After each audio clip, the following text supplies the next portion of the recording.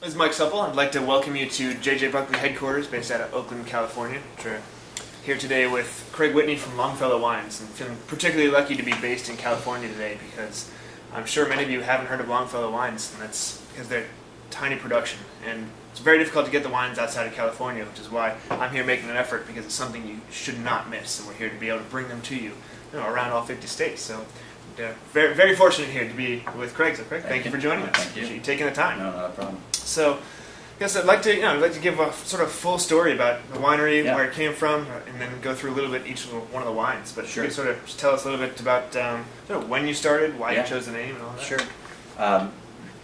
Very relatively new winery. We founded Longfellow in 2000. 2001 was our first vintage, so we kind of jumped in with both feet. We make about 1,000 cases total amongst 3 varietals. Real kind of funny story about Longfellow. I found it with a friend of mine who I've known since I was about 4 years old, and we grew up across the street from each other. And Longfellow is actually the name of the neighborhood that we grew up in. So a lot of people think it's some sort of esoteric reference to the poet or something like that. I couldn't even name one of his works if you even quizzed me on it. But it means something to us, and it really kind of means kind of our passion to produce the best wines possible, and something that we hope to do for a long period of time. Great.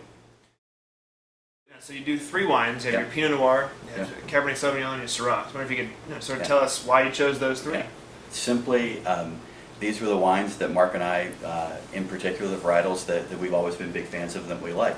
Whether they be from this country or from France or from any of the New World countries that are producing wine, we've always been big fans of Pinot Noir, Syrah, and Cabernet Sauvignon. I think with any venture that you get into, business or personal or whatever, you have to have some passion for what you do. And we have a lot of passion and really like the expression these particular grapes provide. You mentioned just staying small is key, and I know we see the terms sort of hand-picked or handmade, terms like that really thrown around a lot with wines you see 10, 15,000 case productions. So just talk a little bit about what that means to you. I drink a lot of wine too. Just in addition to my own, I always read the back of bottles and and I do a lot of research on what's going on. I'm always amazed at how people talk about this word handcrafted, and I think it can be somewhat of a misnomer. But a word like that, I think, is a true descriptor of our wines, and they really are handcrafted, whether it be from how we selected and work with our growers, whether it be from our vineyard management strategy, all the way through to when and how we pick, obviously all the way through to what our winemaker does in terms of making the wines, and our racking and blending strategy too. They really are handcrafted. We are intimately involved and really sweat every one of those details. And I think that, to me, that's what handcrafted really means. All the way truly from vineyard all the way to the point at which it's bottled, and really where we sell the wines too. We want to sell the wines and get the wines into channels and into the hands of people that are really going to appreciate them, and that's what's most important to us. That's where we drive the most satisfaction out of the business. And that's where you all come into play. Yeah. You mentioned a little bit about your winemaker, Rolando Herrera. I was wondering if you could tell us a little bit about his background. I know I've heard his name pop up a few times here and there, but I'd like to hear a little bit more about where he's come from and what he does for you. He's got a really deep experience with some of the top winemakers in the world. He started at Stag's Leap, working with Warren Winiarski, and then more recently he was working very closely with Paul Hobbs.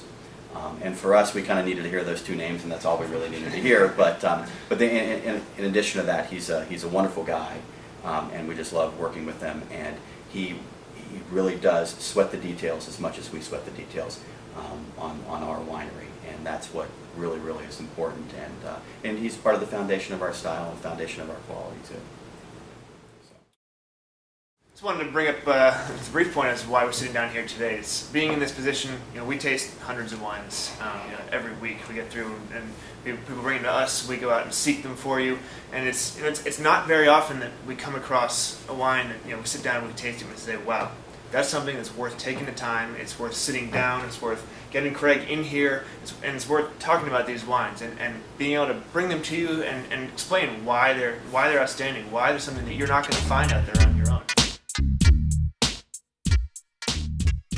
I like tasting them.